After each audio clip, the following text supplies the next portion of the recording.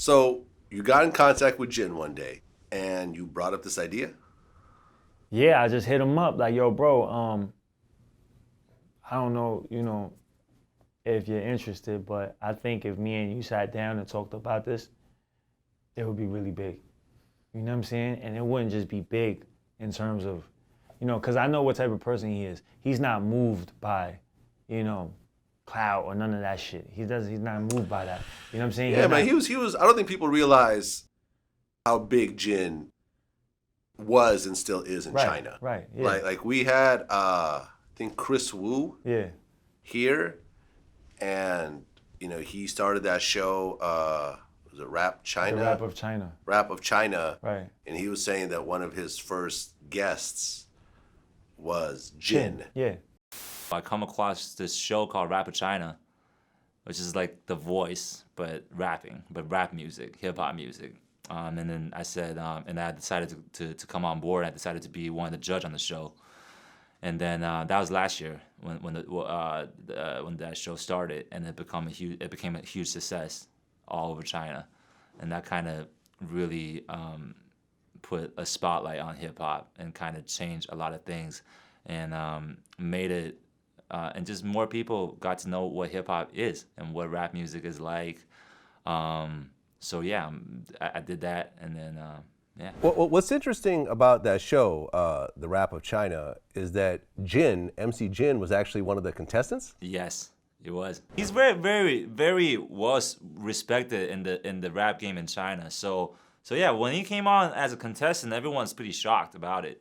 He had a mask on to hide his identity, so no one knew. He wanted no one to know who he was, but obviously, the second I heard him rap, I was like, dude, you're MC Jin, like you're a legend. Right. And I remember interviewing Jin, and it's just, I don't go to China, I don't know. I said, how big were you in China? He said, well, in Hong Kong, I was like the Justin Bieber. So in 2008, when I went out there, I thought it would be for like maybe 3-4 months. And it was specifically to release a Chinese album, like a whole album in Chinese. So I'm like, cool, 3 months, get some dough, get some gigs, and then come back to America and then pick up from there. But those 3 months turned into 6, turned into a year, and then like we were just saying right now, TV stuff, film stuff, endorsement deals. I'm on the billboard with the soft drink, like, yeah. You know what I mean? And so financially, it was extremely productive, fruitful.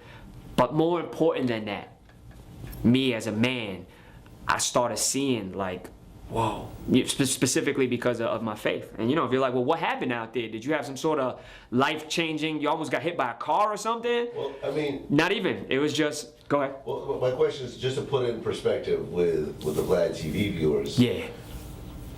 Like, how would you compare yourself to an American equivalent? I was like Justin Bieber out there.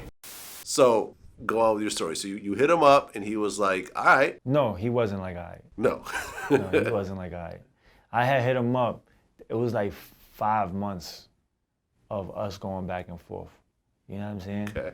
It was like, I probably got the idea around like the last time I was here or something like that, right? Okay. And then I was just hitting him up, like, yo, what's up? Boom. He was like, let me think about it.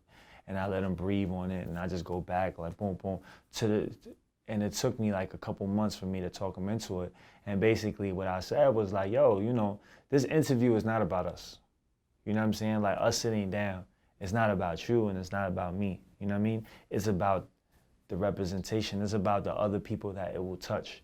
You know what I mean? The other people coming up, how this would affect other people. You know what I mean? Other Asian people, other black people, white people, all types of people when they see this.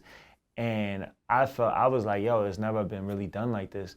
Not to this extent, you know what I'm saying? And I felt like, that's something that, the world needed, right?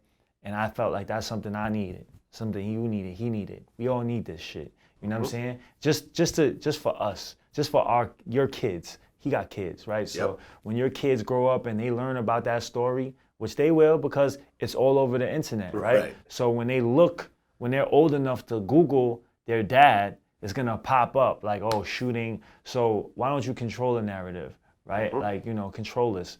And I wanted to control my narrative because I don't want that shit to be my under the thing that everybody watches, like so that's what I pitched to him, and that's what he eventually conceded to. You know what I'm saying? It was great, man. I mean, I've always maintained that I've been cool with both of y'all. Yeah. No, You know, I haven't talked to him in a while, but my relationship with him has always been good. You know, I've never taken sides. I've always thought that y'all two should always do that. You know, I'm currently working on 2 Vlad TV guests that are beefing. I'm trying to get them to be cool with one another. You know, hopefully by the time this comes out, they would have done it. I'm not going to say who it is. All right. But, you know, I promote people to try to, you know, I played no role in what you did at all. I didn't even know about it. I was as surprised as everyone else. We posted it right away, too. I think it's great. I love it, man. I mean, we're getting older. Right, it's the energy, man. Like, it's the energy that I'm trying to push. You know what I'm saying? Like, I'm not no saint. You know what I mean? I'm not no, you know, I'm not perfect, bro. I do fucked up shit every day, right? But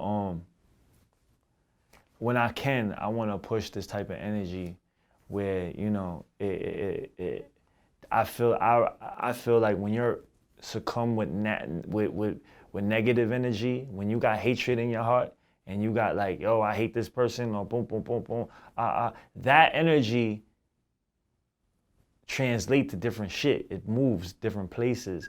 It moves to different places, and then that energy will also bring more of this. It won't have anything to do with anything else, but that energy will bring more of that energy. So I'm like, yo, I'm about to get off of parole.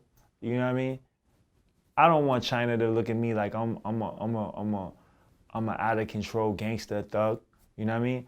I don't want anybody to look at me like that. I don't want my parole officer looking at me like that, because that's not what I am. I don't want my own mother to like be scared, and you know what I'm saying? So it's like it's a decision that I'm very proud of. You know what I'm saying? And you know, there's some situations where you just can't sit down with somebody. There's some situations where you can't. Yeah. You know what I'm saying? That wasn't the situation. You know what I mean? Like that. And a lot of people was like, yo, he told on you. Like, how the fuck could you do that?